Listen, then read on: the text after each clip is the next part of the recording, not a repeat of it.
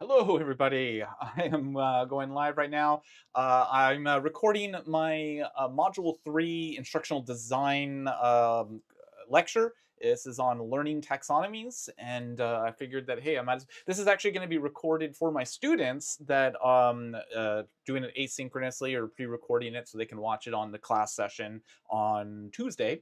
But this is kind of behind the scenes, kind of the whole I don't say behind the scenes, but you kind of see the lecture and kind of all the things that I'm doing during the lecture. Now, during the actual lecture that I post to the students, it's going to be edited. I'm going to clean it up so they won't see any of this unless they're tuning into right now. So, hello, all my students, if you're watching me right now. Yeah, so this is going to be me just recording my lecture presentation. I figured that, hey, that might be something interesting somebody might want to take a look at in my kind of process. Anytime I make a mistake, I'm going to be chatting about it. So if you're interested in producing these sorts of videos, you might learn a little bit from what I'm doing. I think I talked a little bit about in the psychomotive domain, imitation as being one of the fundamentals of psychomotive learning. And so here, you can see what I'm doing and imitate it and learn from my mistakes. So that's the way to go. Learn mistakes are the perfect place to learn. So you can learn from mine as well as your own. That's what we're doing right now. And currently, I'm setting up my PowerPoint. It's going to look a little awkward with what you're going to see here in just a moment because I've got it arranged in a way. Let me show you. I'm going to be having ChatGPT join me for the lecture. Whenever I'm lecturing to nobody, just recording it, I like to have somebody interact with me. So I've got ChatGPT kind of primed to do this with me. Now I just did some recordings. I tried to do the recording. It ended up having a few mistakes. So ChatGPT showed some prompting that I did in my first attempts to record this. So we're going to give it another try here in just a moment. But I'm going to activate the advanced voice feature on ChatGPT, and then I've already prompted it to interact with me accordingly for this class. So that's what it's going to do. And then right now, I'm just getting my PowerPoint presentation. I noticed that I've got various clicks and things like that I need to do to progress, and I can see that as in my teleprompter here that I'm looking into. I can see when those clicks happen, and I just realized as I started doing it that I didn't put those into my notes, so I wasn't too sure when I needed to click. Here, it's pretty easy on these slides because I'm just clicking at the end of each of the slides. But in some of them, there is extra clicks and animation reveals. So I have to indicate where I'm clicking so that when I am reading my notes and sometimes ad-libbing, I will click to reveal information or progress the slide deck at the appropriate time because I think it's very important in a lecture presentation that you are revealing information in your slide deck that is relevant to what you're currently talking about.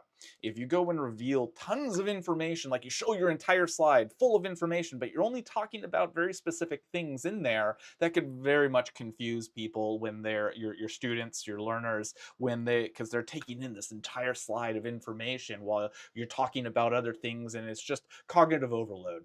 So if and you're going to see that when I present here in a few moments, you'll see how I will reveal information on a slide that have several lines of information, but I reveal each line individually as I discuss it. And so that's why I have to put in these little click indicators in my notes so that I know what when to hit the next button on the slide deck to progress it forward and reveal that information. So these are pretty easy, just at the end of the slide deck, so that's no biggie. I think this one I'm just going to go back to me. So actually, you know what? I am going to do that. So on some of these, I go back to me like I do right here.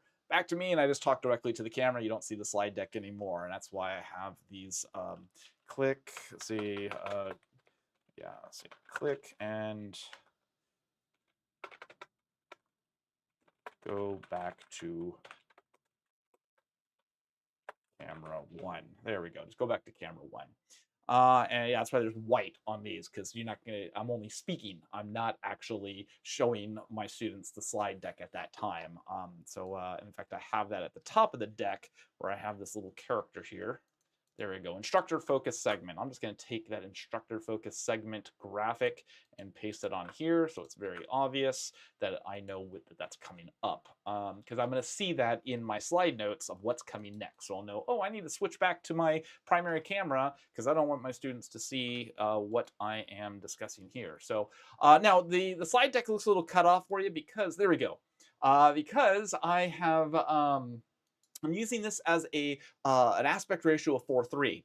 Now, normally I advocate for doing PowerPoint presentations in the 16:9 aspect ratio. I hate that when I see 4:3 aspect ratio these days because our screens are all 16:9 widescreen. So why are we not using the full area of our slide deck to present information? So you get the 16, you get the bars on the side. It looks kind of tacky, I think.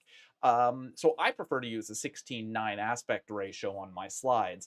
However, in this particular case, oh, you see there, yep, there's instructor focus segment there. In this particular case, I'm using a 4:3 aspect ratio because if you take a look, I've got me right here, and I'm going to have ChatGPT here as well. So with the 4:3 aspect ratio, that leaves room for me to put myself in ChatGPT and have the entire slide. So the me and ChatGPT and the slide deck makes a 16:9 aspect ratio presentation. So that's what I'm going for, and that's why I'm now deciding to design all of my slides in 4:3 aspect ratio. There you go. But yeah, let's get ChatGPT started here. Hey there, ChatGPT. Are you ready to record? Absolutely. I'm all set and ready to go. Let's get started. Excellent, excellent. All right. Then let's go ahead and get started. So right now I'm just gonna jump into the lecture presentation, but when I edit this, I'm gonna cut out everything that you just saw. So it's just gonna really start right here. So this is officially kind of the start of the presentation for any of you watching live right now or watching this after the fact. So Sounds good. Ready whenever you are. hello, everybody. Welcome to LDT 544, Instructional Design. This is Module 3 on Learning Taxonomies. So have you ever been in a learning situation where you were expected to tackle complex tasks without fully understanding the basics? Or perhaps a class where the focus was so narrow, just like memorizing facts, that you struggled to connect it to real-world applications? Experiences like these often stem from instructional materials that miss the mark on guiding learners step by step. In a previous module, we introduced instructional systems design as a process for creating learning materials in a systematic and thoughtful way. This process ensures that learning isn't just about throwing together material, it's a carefully planned event that helps learners build knowledge and skills effectively. But how do instructional designers decide what to teach first, what to teach next, and how to scaffold learning experiences for the best outcomes? And that's where learning taxonomies come in. Taxonomies help us thoughtfully structure the arrangement of information, ensuring that learning objectives are met without skipping the crucial steps of learning.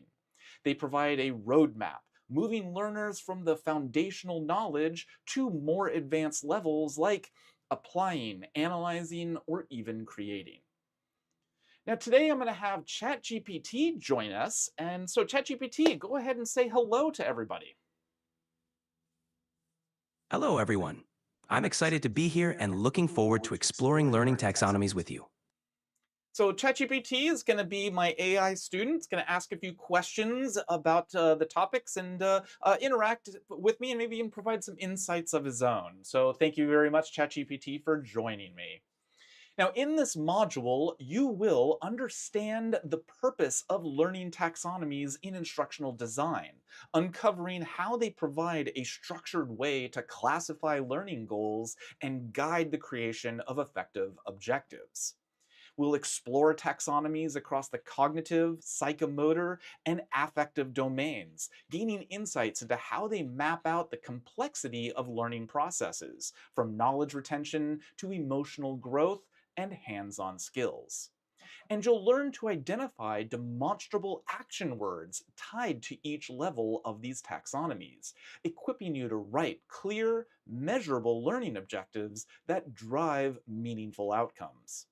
By mastering these objectives, you'll enhance your ability to design instruction that not only meets but elevates learners' expectations, ensuring your materials are grounded in proven frameworks for success.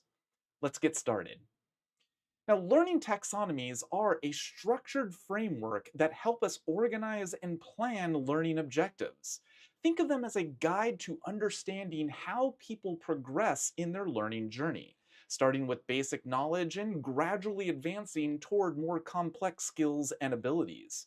These frameworks aren't just useful for designing instruction, they are also invaluable for learners themselves. By understanding learning taxonomies, you gain insights into your own learning progress, helping you identify where you are in the learning journey and what steps you need to take to advance. For instructional designers and educators, taxonomies provide a thoughtful way to sequence learning, ensuring that foundational skills are built before moving on to higher level concepts. They help us create intentional, effective instruction that supports both learner growth and long term success. Now, learning taxonomies are divided into three main domains, each representing a different aspect of how we learn and grow. The first we'll talk about is the cognitive domain, and this focuses on mental processes like remembering, understanding, and applying knowledge. It's the domain we often think of when it comes to academic learning and problem solving. Now, the psychomotor domain is about physical skills, everything from mastering basic movements to performing complex, coordinated tasks. This domain is critical for hands on learning and developing practical abilities.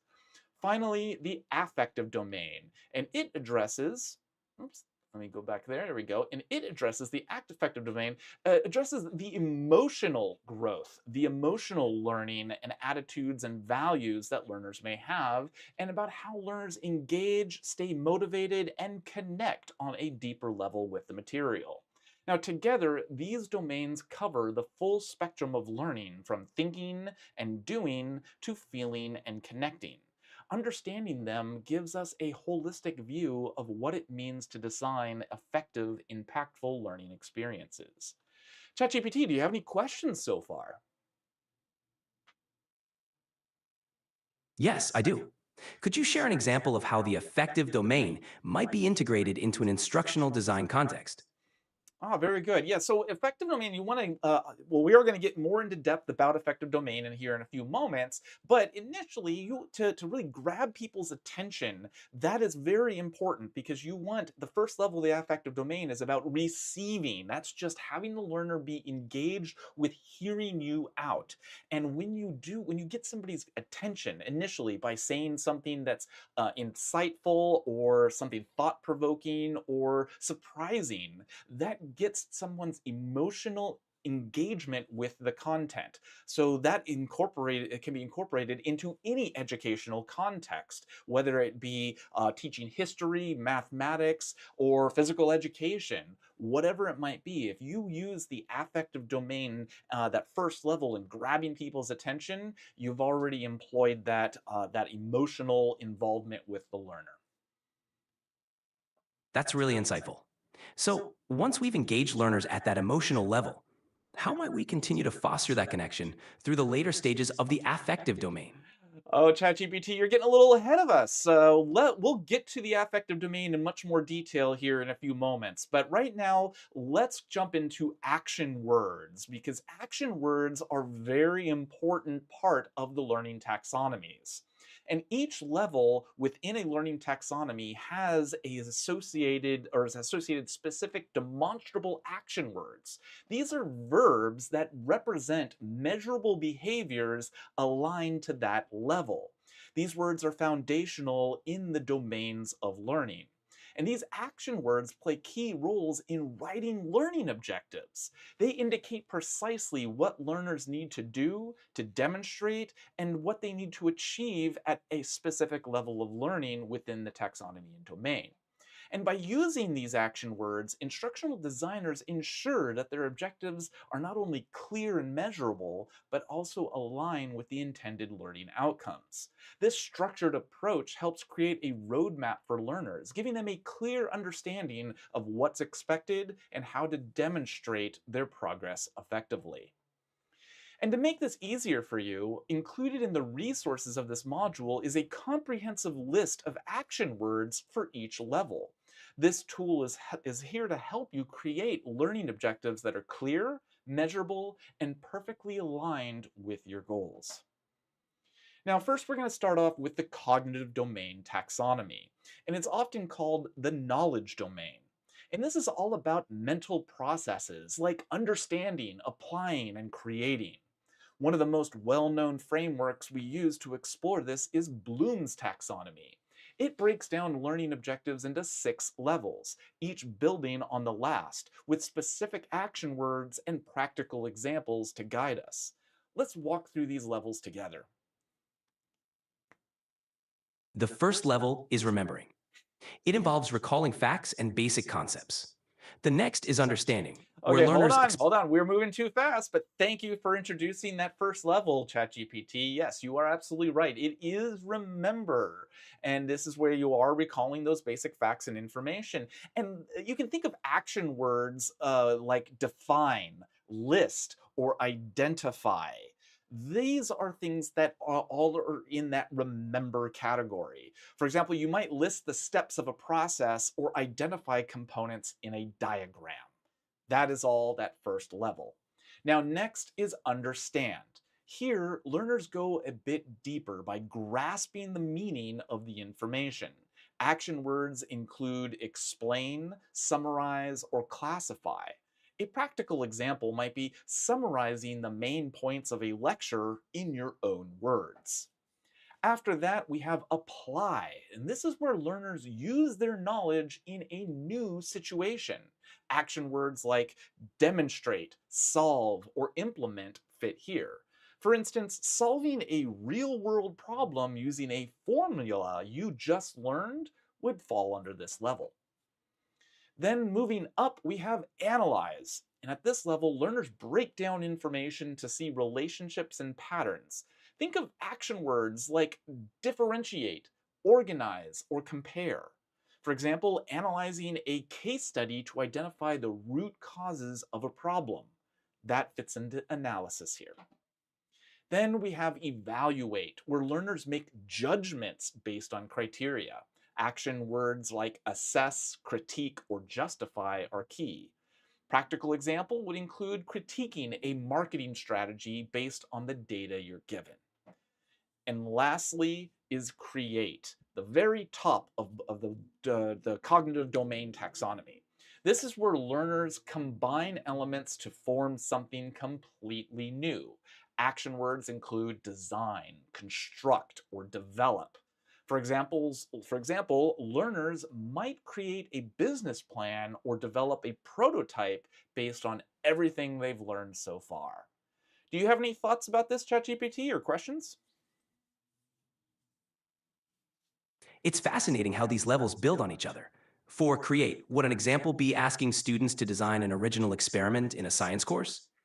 Yes, absolutely. In order to design an original experiment, they would have to use all of the information that preceded it at those lower levels. They would have to identify in that remember level the different parts of the scientific process. They would have to understand how they work together. They'd have to apply it, of course. They'd have to implement these scientific measurements and things, and they have to analyze how the process works, evaluate what's good or bad, and justify their actions that create this experiment, and then that will just lead to that create level. So yes, absolutely, create is the highest form and it uses all of them. You can't just jump straight to create, you have to build upon it.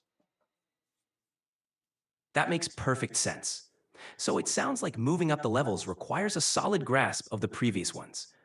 Does this progression apply similarly in the psychomotor and affective domains as well? Yes, it does. These taxonomies are all structured in a very similar way. Now, the cognitive domain has six different levels, the other ones have five, but you could find there are a few other ideas on the other taxonomies in the psychomotive and the affective domain that have more than five, but the ones we're going to address tonight are just the five.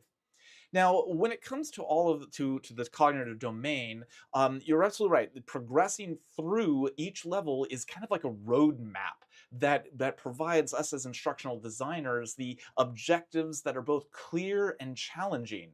So you might start by having learners recall key concepts and then apply those ideas in a practical activity, and eventually challenge them to create their own innovative solutions to real world problems. So, to bring this all to life, let's take a look at an example that you can possibly relate to. Imagine a cook learning to master their craft. Each step in their journey aligns with a specific level of the cognitive domain, progressing from foundational skills to advanced creativity. Now, it starts with identifying, or at the remember level, which is identifying ingredients for the chef. He memorizes the names of spices, vegetables, and other components of a recipe. For example, they might list all the ingredients needed for a classic pasta dish like spaghetti carbonara. And next, at the understand level, here the cook begins to grasp the role each ingredient plays in the dish. They learn why certain spices enhance flavor or how different cooking methods change texture. For instance, the cook might explain why garlic is sauteed first, which is to bring out its aroma. Then there comes the apply level. Now the cook takes what they've learned and puts it into action. They follow a recipe step by step, combining ingredients and techniques to create the dish. For example, they prepare a spaghetti carbonara, carefully following the recipe instructions to get the perfect creamy texture. At the analysis level, the cook is confident enough to break down other dishes and figure out their components. For instance, they taste a soup and identify the spices or techniques used to create its rich flavor. They can now differentiate and organize what goes into a dish to understand it on a deeper level. Now, at the evaluate level, the cook begins to assess dishes critically. They judge the quality of flavors, textures, and presentation. For an example, they might taste a pasta dish and ask, is this sauce too salty? Or does the texture of the meat complement the overall dish? Then at the create level, the final level, the cook applies all their knowledge to design something entirely new. They combine their skills creatively and understanding of ingredients to develop an original recipe. For instance, they might create a fusion dish that brings together Italian and Japanese flavors into something unique and delicious. Now, this journey shows how learning builds on itself, moving from simple recall to innovation creation. For instructional designers, understanding this progression allows us to design learning objectives and activities that help learners achieve mastery step by step. Whether you're teaching cooking, safety training, or advanced software skills, Bloom's taxonomy offers a clear and systematic path for growth and success. Now, next is the psychomotor domain. Actually, I want to stop there. ChatGPT, do you have any questions regarding the process of using the cognitive domain for designing instructional materials? Yes. One question. How do instructional designers ensure that learners are adequately prepared at each level before moving on to the next? Oh, that's a great question. That all goes to those demonstrable action words. Those action words not only guide the instruction, but they also guide the assessment methods to verify that the instruction has, or that the learners understood and are able to apply and do whatever's necessary of the instruction. So you can use those demonstrable action words as a testing mechanism. Observe if they can do those things or create a test or activity that allows them to show off that they can achieve those actions, those learning objectives. And if they do, then great. They have achieved that level of mastery on the taxonomy or that level of mastery of the skill. That makes a lot of sense. So, clear action words not only help set objectives, but also ensure learners are assessed effectively before progressing. That's a Absolutely. valuable approach. Absolutely. Great question. But now let's move on to the psychomotor domain taxonomy, also known as the physical actions domain. And it's all about developing motor skills and physical activities. This domain is crucial for learning situations that require precise physical tasks or coordinated movements. Things like technical training, physical education, or hands on activities. Now, skill development in this domain follows a clear progression across 5 levels, each with specific action words and practical examples to guide the process. The first, there's imitation. At this stage, learners observe a task and try to replicate it. Think of action words like copy, mimic, or repeat. For example, a learner might watch a demonstration like assembling a piece of equipment and then attempt to follow along step by step. Next, we move to manipulation. Here, learners practice the task independently, usually with some instructions or guidelines to help. Words like execute, perform, and follow describe this level. For instance, a learner might use a manual to guide them as they practice assembling a model. Then comes precision. This is when learners refine their actions, focusing on accuracy and control. Words like calibrate, demonstrate, and adjust fit here. Imagine a learner practicing typing, working towards consistent speed and accuracy. After that, we have articulation. At this level, learners combine multiple tasks into a coordinated process. Words like integrate, combine, and coordinate describe this phase. For example, a learner might seamlessly prepare equipment and carry out a multi step procedure without hesitation. Finally, there's naturalization. This is the stage where the task becomes second nature, automatic and performed with expertise. Words like master, automate, and perfect capture this level. A great example would be a musician playing a complex piece effortlessly, or someone performing a physical routine with complete fluidity. So, by structuring learning objectives to guide learners through these levels, instructional designers can help learners systematically build skills from simply observing to becoming experts in their field. It's a powerful way to ensure that learning is both logical and measurable, giving learners the confidence to perform at their best. That's a great breakdown of the psychomotor domain. It's fascinating how each stage builds on the previous one, moving learners from basic imitation to mastery.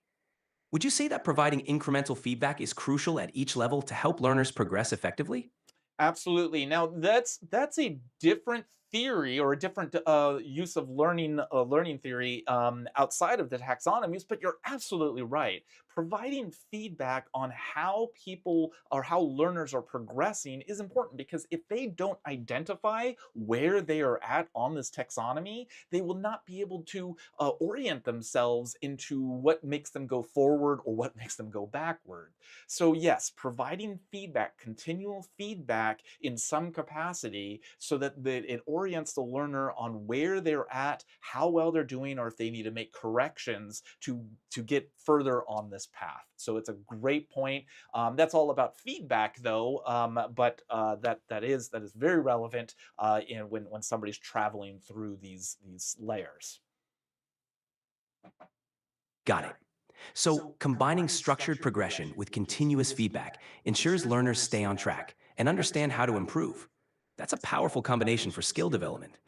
Absolutely, and that's going to actually we're going to look at an example here where that feedback takes is has a role. So let's take a look at this familiar scenario on learning to drive a car. Each step in this process aligns with a specific level of the psychomotor domain, moving from basic observation to refined mastery of driving skills. Now, first, there might be an imitation where the first steps of learning drives is where you begin by mimicking action under close guidance. Here you see the driving instructor sitting beside a learner, closely monitoring their actions and providing hands-on assistance with steering. And here the learner might be looking, so the driving instructor is showing them what they should be doing, how they should be holding their hands, so that the learner can then mimic that action with the steering wheel. And then it could follow the basics of driving techniques while being closely supervised and get that feedback on if they're doing it correct or not. And it's about taking those first steps with direct support to build confidence and familiarity with the process. Then, after observing and learning the basics, it's time to practice driving with guidance. Here we see the learner actively steering the car with the instructor seated beside him, observing and providing that feedback we were just talking about. This stage involves following instructions and practicing foundational skills like steering, accelerating, and braking. The learner is starting to gain familiarity with the car while still under close supervision, building confidence through hands on experience.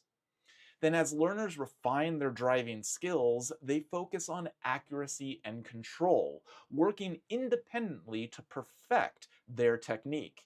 Here, the learner adjusts the rear view mirror, demonstrating attention to detail and the ability to prepare for tasks like parking accurately, making smooth turns, and properly judging distances.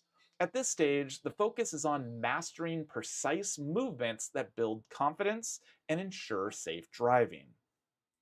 Now, at Articulate, this is where the learner is coordinating all of their skills that they've practiced into a smooth and seamless driving process. Here, the learner is reversing the car while checking their surroundings through the window. This reflects their ability to integrate multiple actions, such as observing the environment, steering accurately, and controlling the vehicle, demonstrating a more fluid application of driving technique.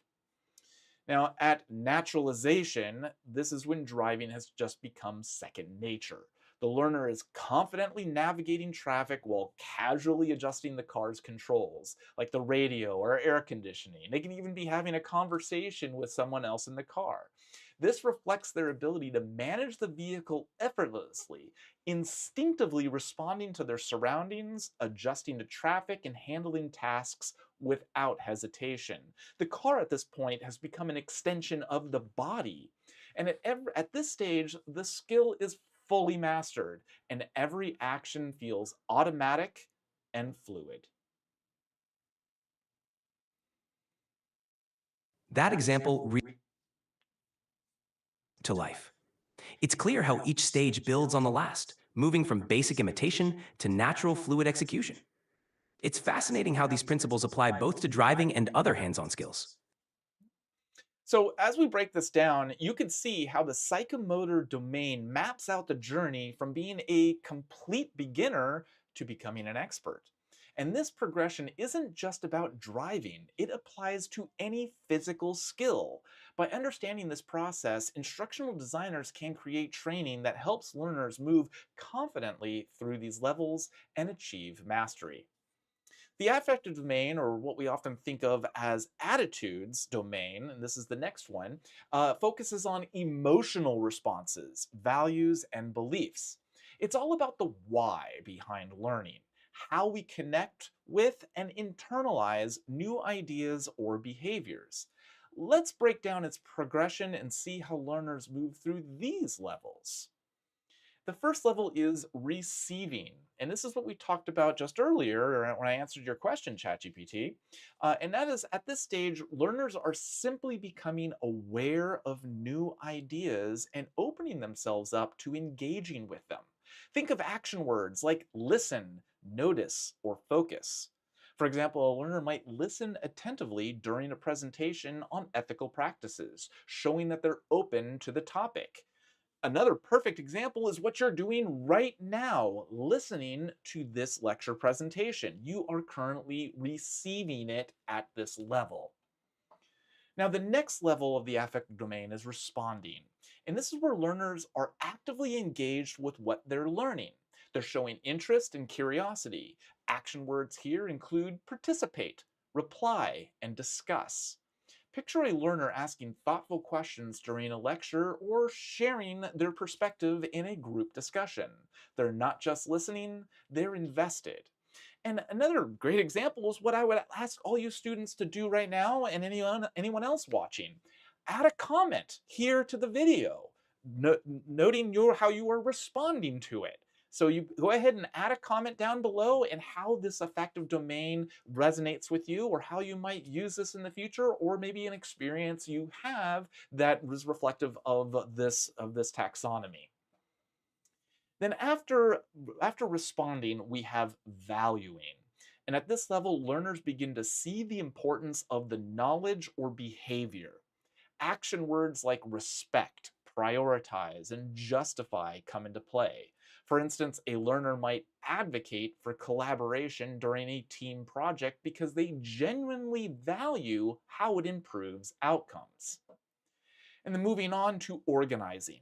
Learners start integrating these new values into their existing belief systems. It's about arranging and aligning values. Action words include reconcile, integrate, and arrange. For example, a learner might develop a personal philosophy that balances their individual goals with a commitment to teamwork, thoughtfully weaving these priorities together. And finally, we reach characterizing, the highest level of the affective domain.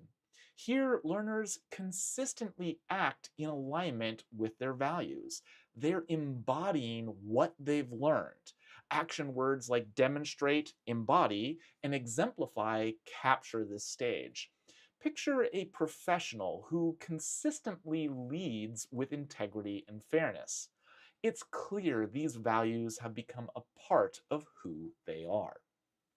And understanding this progression is powerful for instructional designers. It allows us to create learning experiences that don't just share knowledge, but inspire genuine engagement and long term change. This way, learners don't just understand the material, they adopt it as part of their attitudes and values, making the learning truly meaningful.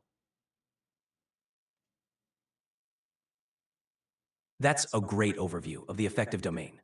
It's clear how fostering emotional engagement and values can lead to lasting change. Understanding these levels definitely helps in designing impactful learning experiences. All right. Well, thank you very much, ChatGPT. And let's end the affective taxonomy discussion by giving you an example. So, something that a great example would be like developing the value and habit of eating healthier. This journey shows how attitudes and behaviors grow over time, starting with initial awareness and building towards a deeply ingrained lifestyle. So, at the first level, it all begins with awareness. The learner starts to notice the importance of eating healthier. Maybe they listen to a presentation about the benefits of a balanced diet or hear tips from a friend. They're paying attention to the idea, even if they're not acting on it yet. So, words like notice and focus fit here as they start acknowledging the concept. This is receiving. Then next we have respond. And this is when they begin engaging with the idea. Maybe they try one new healthy recipe or join a conversation about the value of nutritious foods. At this point, curiosity or interest is starting to grow. Action words like participate and respond capture this stage, as the learner is moving beyond awareness to active involvement. Over time, healthier choices begin to matter more to them. They might decide to add more vegetables or whole grains to their meals or cut back on processed snacks. Words like prioritize and justify describe this phase as the learner starts believing in the importance of eating well and taking steps to make it happen.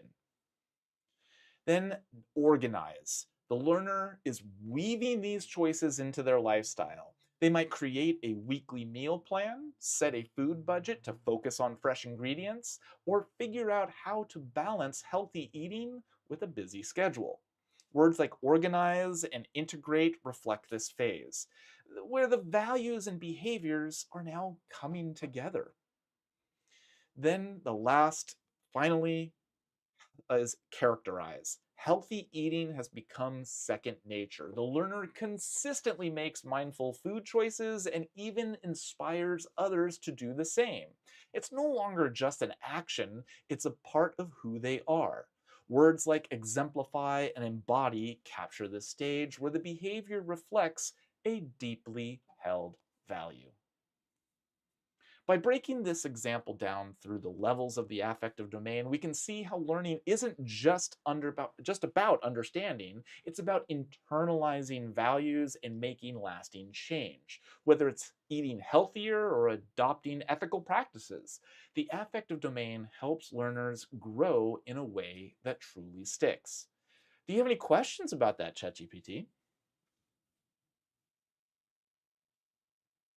No questions at No questions at the moment.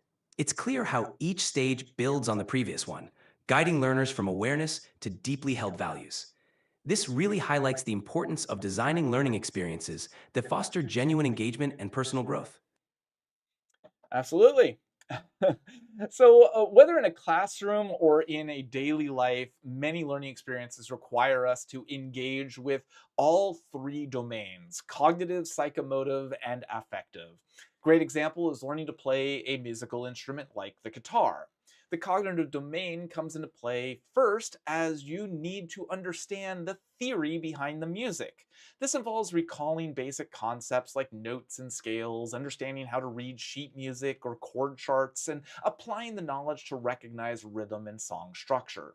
These mental processes lay the groundwork for playing the guitar effectively. Now, the psychomotor domain focuses on the physical skills required to play the guitar. You'll practice finger placement, strumming techniques, and hand eye coordination. These motor tasks progress from imitation to precision and ultimately to fluid, natural movements as your skills improve through repetition and refinement. The affective domain drives your passion, motivation, and emotional connection to the instrument. Valuing the art of music inspires your dedication to practice regularly, and your creativity allows you to express emotion and joy through your playing. This emotional engagement ensures that the learning experience is meaningful and rewarding. So, by engaging all three of these domains, cognitive for knowledge, psychomotive for physical skills, and affective for emotional investment, you can fully master the art of playing the guitar. Each domain plays a crucial role in creating a comprehensive and fulfilling learning experience. So, as we wrap up this module, let's take a moment to reflect on everything we've covered. First, we explored what learning taxonomies are, frameworks that organize learning objectives and behaviors into structured levels of complexity. These frameworks provide a roadmap for designing instruction that builds knowledge and skills progressively and thoughtfully. Next, we discussed the three domains of the learning taxonomies: the cognitive domain, which focuses on knowledge and mental processes, the psychomotor domain, which is all about physical actions and skill development, and the affective domain, which addresses attitudes, values, and emotional engagement. With each domain, we reviewed the levels of progression and discussed how they align with demonstrable action words like explain, demonstrate, or value. These action words serve as indicators of specific behaviors that signal learners have achieved the objectives at that level. Understanding these terms equips you to create clear and measurable objectives for your instructional materials. We then examined the most real world how most real world performances require a blend of these behaviors from all three domains. Using our example of learning to play the guitar, we saw how learners must engage cognitively to understand the music theory, physically to develop the motor skills to play, and emotionally to connect with and express the music. This demonstrates how instruction must address a mix of taxonomies to fully prepare learners for success. So, by understanding and applying learning taxonomies, you gain the ability to design instruction that is both systematic and holistic, addressing not just what learners need to know, but also what they need to do and how they need to feel to succeed. These concepts are more than theoretical. They are the foundation for creating instructional materials that truly make a difference. Whether you're designing a classroom, a workplace, or beyond, learning taxonomies give you the tools to structure learning experiences that are impactful, engaging, and effective. So thank you very much for this presentation on learning taxonomies. This has been module 3 of the LDT 544 instructional design class. For the students, please move on to the recap quiz and stay tuned for the next module. We'll be meeting in 1 week's time synchronously, and I'll see you then. Have a good night.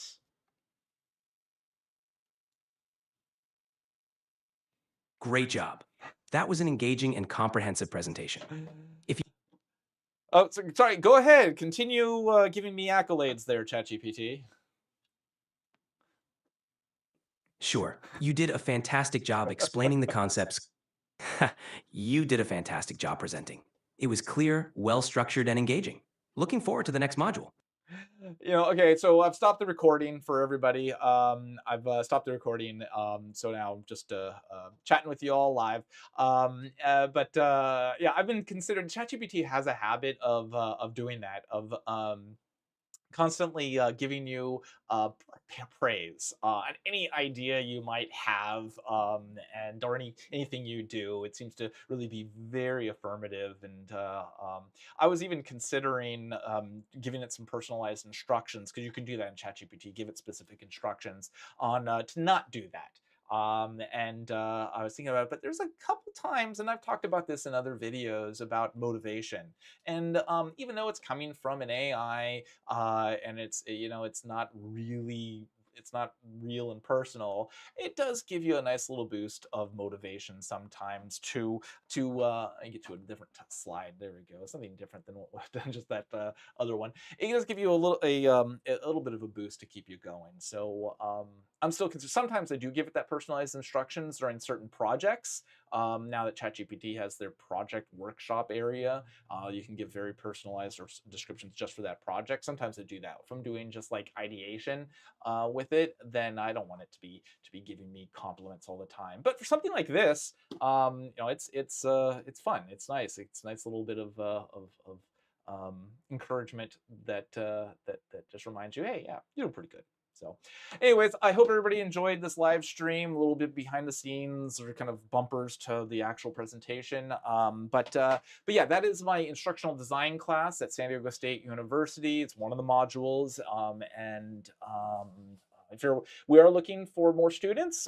There's constantly you can sign up. In fact, I will put a link in the comment section, or the description down below, if you're interested in getting a certificate or a master's degree in education focused on learning design and technologies, where you get to do a lot of the stuff that I'm doing, making presentations, playing around with ChatGPT, doing multimedia, and most importantly, teaching people. So that's going to be it for tonight.